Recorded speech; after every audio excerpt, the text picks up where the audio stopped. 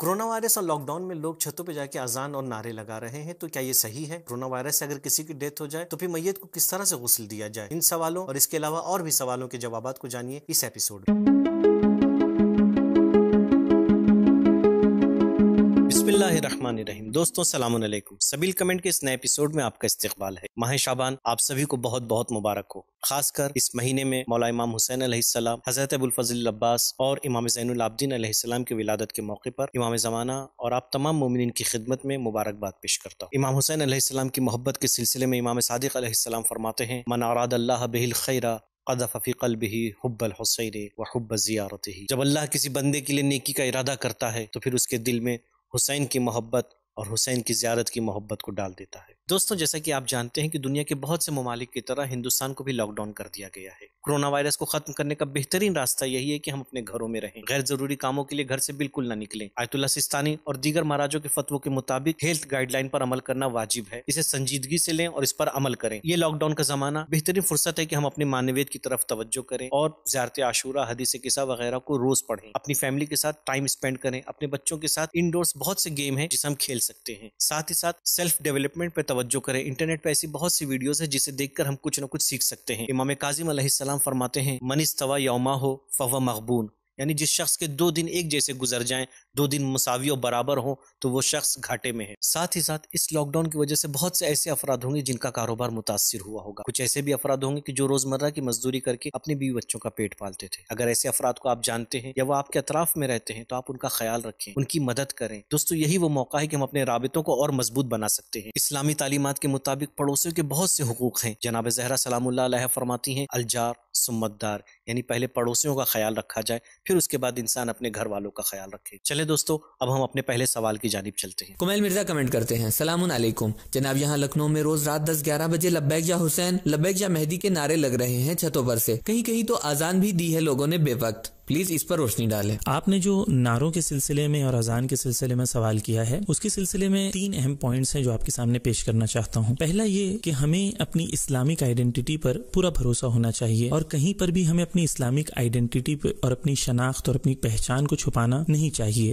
سوائے اس جگہ پر جہاں پر جان کا خطرہ ہو۔ تو ایسے حالات میں جہاں پر لوگ بیمار ہیں، پریشان ہیں، نیچرل سی بات ہے، انسان خدا کی طرف توجہ کرتا ہے، اہل بیت کی طرف توسل کرتا ہے اور ان کو بلاتا ہے جسے وہ اپنا جانتا ہے، اور وقت کے امام کو صدا دینا، وقت کے امام کو بلانا، مدد کے لیے استغاثہ کرنا، یہ تمام وہ چیزیں ہیں جو خدا کے نزدیک محبوب ہیں۔ دوسرے نقطے کی طرف ہمیں توجہ دینے کی ضرورت یہ ہے کہ ہم کون سی لوکیلٹی میں رہتے ہیں۔ اگر ہم ایک ایسے ایریا میں رہتے ہیں جہاں پر ہم مائنورٹی میں ہیں تو وہاں پر ہمیں اس بات کا خیال رکھنا چاہیے کہ ہم کوئی ایسا کام نہ کریں جس سے آئندہ میں تفرقہ ہو سکے یا کوئی پرابلم کریٹ ہو سکے۔ تو ایسی جگہ پر اگر ہمیں یہ لگ رہا ہے کہ ہم نعرے لگائیں گے یا اذان دیں گے، اس سے لوگ تھریٹ فیل کریں یا کوئی مشکل ہو سکتی ہے، تو وہاں پر ڈیفینیٹلی ہمیں اوائڈ کرنا چاہیے۔ تیسری چیز جو ہمیں خیال رکھنی چاہیے کہ اسلام اور احکام اور شریعت کے باہر ہمیں نہیں جانا چاہیے۔ یعنی اگر نیبرز کو اذیت ہو رہی ہے تو اسلام اجازت نہیں دیتا کہ آپ ایسا کوئی کام کریں جس سے نیبرز کو اذیت ہو، اور جہاں پر اسلام میں بہت زیادہ حقوق ہیں وہاں الگ الگ لوگوں کے اس میں نیبرز کے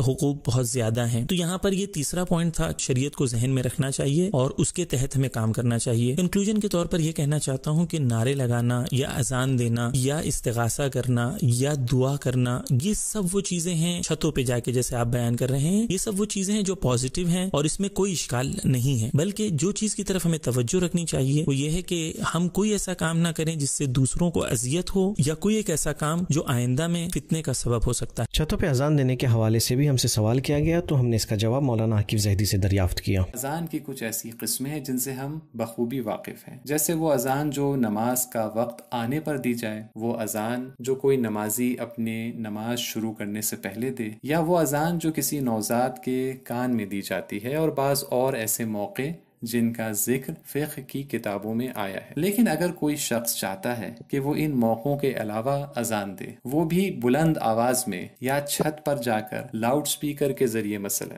تو یہاں پر ایک اہم سوال اٹھتا ہے کہ کیا ایسی اذان دینا شریعت کی نگاہ میں جائز ہے؟ اس سوال کا جواب حاصل کرنے کے لیے شریعت ہم اور آپ کو اس بات کی دعوت دیتی ہے کہ ہم ایسی اذان کے نتائج اور اثرات پر خود غور کریں۔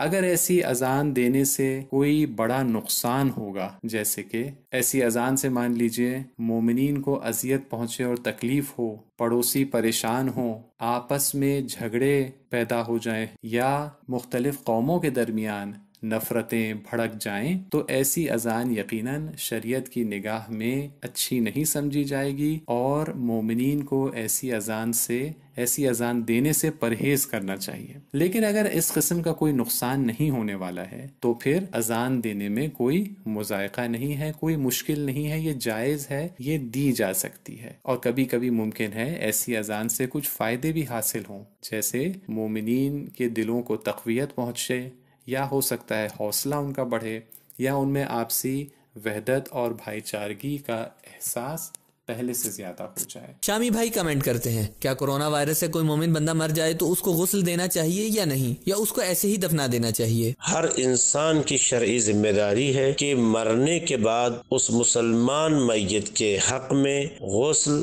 کفن اور دفن کو انجام دیا جائے۔ اب وہ مرنے والا چاہے نارمل حالت میں مرا ہو اور چاہے کورونا جیسی بیماری کے ذریعے مرا ہو۔ ہاں، کورونا وائرس سے مرنے کی شکل میں علماء کا فتویٰ یہ ہے کہ ایسے مریض کو نہلانے کے لیے نہلانے والا، غسل دینے والا ان تمام احتیاطی تدابیر کو مد نظر رکھے کہ جس سے وہ وائرس دوسروں تک منتقل ہو سکتا ہے، جیسے گلوز کا پہننا، جیسے ماسک کا استعمال کرنا، یا ڈاکٹروں سے مشورہ کر لے، ہر وہ راستہ اپنانا جس سے وہ وائرس دوسروں تک منتقل ہو سکے۔ اس سے بچتے ہوئے ایسے مسلمان میت کے بھی غسل، کفن اور دفن واجب ہے جو کورونا یا کورونا جیسی کسی بھی بیماری سے دنیا سے گزرا ہو۔ اس لیے قانون شریعت کا کہ جب تک امکانی صورت پائی جاتی ہے غسل، کفن اور دفن کی، یہ شرعی ذمہ داری کسی سے ساقط نہیں ہوتی جب تک یہ انجام نہ دے دی جائے۔ بے شک ایک ایکسٹرا آرڈنری سچویشن ہے، لیکن ان حالات میں بھی ہم سے ہماری شرعی ذمہ داری ساقط نہیں ہوئی ہے۔ ہمیں چاہیے کہ ایکسٹرا سیفٹی کٹ خریدیں، پوری سیفٹی کے ساتھ اپنی شرعی ذمہ داریوں کو ادا کریں۔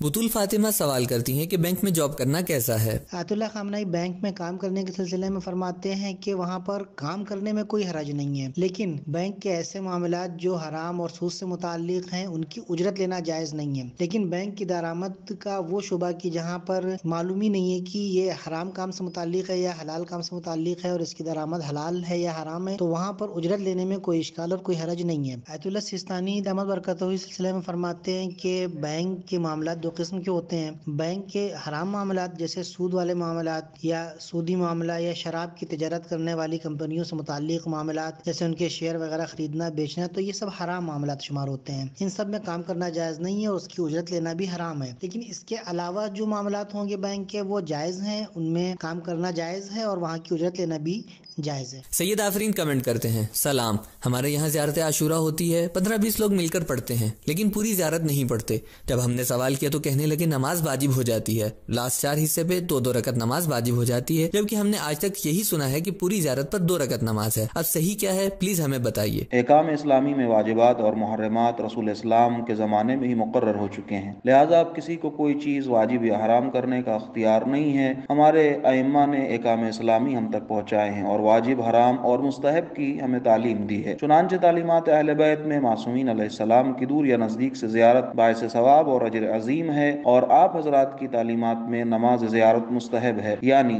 اگر زیارت پڑھنے کے بعد آپ نماز زیارت پڑھیں تو ثواب ہے اور اگر نہ بھی پڑھیں تو کوئی مشکل نہیں ہے۔ زیارت عاشورہ اپنے تمام حصوں کے ساتھ ایک ہی مکمل زیارت ہے، اس لیے زیارت عاشورہ مکمل کرنے کے بعد بھی ایک نماز ہے، نہ کہ ہر حصے کے لیے الگ الگ، وہ بھی واجب نہیں ہے بلکہ مستحب ہے، جس کی تاکید ائمہ کی تعلیمات میں بہت ہے۔ امام صادق علیہ السلام کی روایت کے مطابق یہ زیارت حدیث قدسی بھی ہے۔ ہمارے مراجع بھی اس زیارت کو پڑھنے کی بہت تاکید فرماتے ہیں۔ آیت اللہ بہجت کے استاد قاضی طباطبائی اپنے ایک شاگرد کے خواب میں آتے ہیں اور فرماتے ہیں مجھے افسوس ہے کہ میں دن میں صرف ایک بار ہی کیوں زیارت عاشورہ پڑھ سکا۔ زیارت عاشورہ کے سلسلے میں آپ ہماری اس کلپ کو ضرور دیکھیں اور اپنے دوستوں کے ساتھ ضرور شیئر کریں، ساتھ ہی ساتھ دوستوں آپ ہمارے چینل کو بھی ضرور سبسکرائب کریں۔ نور الہدا کمنٹ کرتی ہیں، السلام علیکم، میرا آپ سے سوال یہ ہے کہ مجھے سٹارز کے حوالے سے بتائیے کیا یہ علم 100% صحیح ہے؟ مجموعی اور کلی طور پر دین علم نجوم کو تسلیم کرتا ہے۔ اب علم نجوم میں کچھ شاخیں ایسی ہیں کہ جن کی طرف دین نے جانے سے روکا ہے اور دین حرام قرار دیتا ہے۔ جیسے ہم کسی کی ذاتی زندگی کو علم نجوم کے ذریعے سے اس کے معلومات حاصل کرنا چاہیں تو دین منع کرتا ہے۔ سحر ہے، جادو ہے، اس سے دین روکتا ہے، ورنہ علم نجوم خود انسان کی آب و ہوا کے سلسلے سے مددگار ہے، انسان کی مدد کرتا ہے، اور راستوں کے سلسلے سے، راستوں کی شناسائی کے سلسلے سے علم نجوم مفید ہے، تو دین اس کو رد نہیں کرتا ہے۔ لیکن کچھ جگہیں ایسی ہیں کہ جہاں پر علم نجوم کی کچھ شاخوں پر دین پابندی لگاتا ہے، اس کی طرف جانے سے روکتا ہے۔ علم نجوم کے سلسلے سے باقاعدہ علماء نے کتابیں لکھی ہیں۔ حسن زادہ عاملی صاحب کی کتاب ریاضیات یا سید ابن طاؤس کی فرج المحموم فی آثار علماء نجوم، تو اس سے پتہ چلتا ہے کہ دین مجموعی طور پر اس کو رد نہیں کرتا ہے، لیکن بعض جگہوں پر دین روکتا ہے۔ اب سوال یہ ہے کہ ہم اپنا لائف اسٹائل کیا ایسا بنا سکتے ہیں کہ علم نجوم کے بتائے ہوئے راستوں پر آگے بڑھیں اور ہمارے لائف اسٹائل ایسا ہو کہ ہم اسی کے پابند ہو جائیں؟ تو قطعاً دین اس کی اجازت نہیں دیتا ہے۔ خواب کے سلسلے میں ایک سوال آیا ہے، مجھے آج صبح ہی ایک میسج آیا جس میں کوئی مجلس میں یہ کہہ رہا تھا کہ امام زمانہ علیہ السلام کسی عالم کے خواب میں آئے ہیں اور انہوں نے یہ نعوذ باللہ یہ حل بتایا۔ خواب کبھی شیطانی اور برے ہوتے ہیں جن کی نہ تو کوئی تعبیر ہوتی ہے اور نہ ہی ان کا کوئی اعتبار، اور کبھی انسان کے دن بھر کے کاموں کا نتیجہ یا ماضی کے خیالات ہوتے ہیں کہ کیا کیا، کیا دیکھا، کس سے ملا وغیرہ۔ ان خوابوں کی بھی نہ تو کوئی تعبیر ہوتی ہے اور نہ ہی ان کا کوئی اعتبار۔ رہے وہ خواب جن کو رحمانی خواب کہا جاتا ہے، جن میں نیک چیزوں اور نیک شخصیتوں کو دیکھا جاتا ہے، البتہ تمام آداب اور شرائط کے ساتھ۔ ایسے خواب کبھی صریح ہوتے ہیں جن کو ہم اپنی زبان میں سامنے کے خواب کہتے ہیں، جن کی تعبیر نہیں ہوتی، تعبیر وہی ہے جو وہ دیکھتے ہیں، اور کبھی اشارے یا پیغام ہوتے ہیں جن کی تعبیر کی ضرورت ہوتی ہے، تعبیر بھی وہی بتا سکتا ہے جس کے پاس خواب کی تعبیر کا علم ہوتا ہے۔ رہی بات اعتبار کی، دوستو، خواب دیکھنے والا چاہے جتنا بھی نیک ہو، چاہے وہ جتنا بھی اچھا خواب دیکھے اور چاہے اس کی تعبیر بھی نیک ہو، نہ تو کسی بات کے لیے پروف بن سکتا ہے اور نہ کوئی لاجیکل ریزن، اور نہ ہی اس کے ذریعے کسی حکم یا کمانڈ کو حاصل کیا جا سکتا ہے، اور نہ ہی کسی عمل کا ذریعہ۔ شریعت میں اس کی کوئی اتھینٹسٹی نہیں ہے۔ خواب تو بس خواب ہوتے ہیں۔ ہاں، اگر کوئی اچھا خواب دیکھتا ہے تو بس اس کے لیے خوبصورت منظر ہے، دوسرے اس میں شامل نہیں ہو سکتے، یہاں تک کہ کچھ روایتوں میں دوسروں کو بتانے سے بھی منع کیا گیا ہے۔ خدا کا شکر بجا لائے اور اپنی زندگی کو اور خوبصورت بنانے کی کوشش کریں۔ آیت اللہ سیستانی اپنے خط میں مبلغین کو خطاب کرتے ہوئے کہتے ہیں کہ مبلغین کو چاہیے کہ خواب و خیال کو بیان کرنے سے پرہیز کریں، اس سے منبر کے وقار اور عظمت پر سوال اٹھتا ہے۔ خواب اگر سچا بھی ہو تو وہ صرف خواب دیکھنے والے کے لیے حجت ہے، سب کے لیے نہیں۔ دوستوں، ایسی باتوں کو مانیں کہ جو اوتھینٹک اور ریشنل ہو، مراجوں کے بتائے ہوئے فتووں پر عمل کریں اور ساتھ ساتھ اس شعبے کی جو ایکسپرٹیز ہیں ان کی بتائی ہوئی باتوں پر عمل کریں۔ مزمل علی حیدرآباد سے سوال کرتے ہیں، ایسا کیوں ہوتا ہے کہ کچھ آیت اللہ کے پاس کچھ مسئلے حلال ہوتے ہیں اور کچھ کے پاس حرام، جبکہ حدیث معصوم ہے کہ جو رسول خدا نے حلال کر دیا وہ قیامت تک حلال ہے اور جو حرام کر دیا وہ قیامت تک حرام ہے؟ ایک تو بات یہ ذہن میں رکھیے گا کہ مراجع کے فتاوے کے اندر جو فرق ہے وہ مسائل اصلی میں نہیں ہے، بلکہ بہت ہی جزئی، یعنی بہت ہی مائنر جگہ پر جا کر جو ہے وہ اختلاف پیدا ہوتا ہے۔ یہ بات آپ کی صحیح ہے کہ حلال محمد صلی اللہ علیہ وآلہ وسلم تا قیامت حلال اور حرام محمد تا قیامت حرام ہے، لیکن ہمارے پاس جو سورس آف احادیث ہیں اس میں کچھ مسائل ہوتے ہیں، مختلف سورس سے مختلف احادیث سامنے آتی ہیں۔ اس کے بعد جو جدید مسائل ہیں ان میں سے بہت سارے مسائل کے لیے ہمارے پاس احادیث نہیں ہے، بلکہ ائمہ علیہ الصلوۃ والسلام نے جو اصول دیے ہیں ان اصولوں کی روشنی میں جو ہے وہ مجتہد کسی حکم تک پہنچنے کی کوشش کرتا ہے، جس میں اختلاف جو ہے وہ انڈسپینسیبل ہے اور یہ بڑا نیچرل سا مسئلہ ہے۔ اسی طرح سے ہمارے پاس احادیث کے اندر جو احادیث ہم تک پہنچی ہیں، کیونکہ آپ یقیناً متوجہ ہوں گے اس بات کی طرف کہ عربی میں شروع میں نقطے اور جو پیراگرافنگ وغیرہ اور جو اس کے اندر مثلا ہم گرامر کی اصطلاحات استعمال کرتے ہیں، کوما، فل سٹاپ وغیرہ، یہ استعمال نہیں ہوا کرتا تھا۔ زیر زبر سے عربی میں پورا معنی بدل جاتا ہے، نقطے سے پورا معنی بدل جاتا ہے، لہذا علماء بہت سارے مقام پر ایک ہی حدیث کو مختلف طریقے سے معنی کرنے پر مجبور ہو جاتے ہیں۔ میں آپ کو ایک اردو کی مثال دیتا ہوں، شاید آپ متوجہ ہو جائیں۔ دیکھیے، اردو میں ایک جملہ ہے، روکو مت جانے دو۔ اب اس کو دو طریقے سے معنی کیا جا سکتا ہے جو کہ بالکل اپوزٹ معنی ہے۔ ایک एक माना यह है कि रोको मत जाने दो, दूसरा माना यह है रोको मत जाने दो। दो टोटल 180 डिग्रीज पे माना है। इसी तरह से उलमा के सामने बास अहादीस ऐसी आती हैं कि जिनके मानी इस तरीके से कि आप कहाँ पर जो है वो स्टॉप लेते हैं और कहाँ पर स्टॉप नहीं लेते, या कहाँ पर आप ज़ेर पढ़ते हैं, कहाँ पर आप ज़बर पढ़ते हैं, कहाँ पर आप नुक्ता इस्तेमाल करते हैं, कहाँ पर आप नुक्ता इस्तेमाल नहीं करते, और इस तरह के और इससे बहुत ज़्यादा पेचीदा मसाइल होते हैं कि जो उलमा को दरपेश होते हैं। लिहाजा आम आवाम इसीलिए इज्तिहाद नहीं कर सकती, मसाइल को दरियाफ्त नहीं कर सकती, क्योंकि अव्वल तो किसी एक हदीस से मसले को नहीं लिया जाता, उसके लिए तमाम अहादीस को नज़र में रखना होता है, और दूसरा इस तरह के बेतहाशा पेचीदा मसाइल को हल करके फिर मसले की जड़ तक पहुँचना होता है। आज मकतब तशय्युअ की सबसे बड़ी ताकत उसके मराजे किराम। दुश्मन इस बात को बखूबी जानता है, इसी वजह से वो मामूली और छोटे छोटे फर्क को बड़ा बनाकर पेश कर रहा है ताकि हम अपने मराजों से दूर हो सके। दोस्तों, आज यूनिटी और इत्तेहाद सबसे बड़ी जरूरत और ताकत है। तो दोस्तों, ये था हमारा आज का प्रोग्राम। उम्मीद करते हैं कि आपको पसंद आया होगा। इंशाल्लाह अगले हफ्ते फिर आपसे इसी वक्त मुलाकात होगी। खुदा हाफिज, शुक्रिया।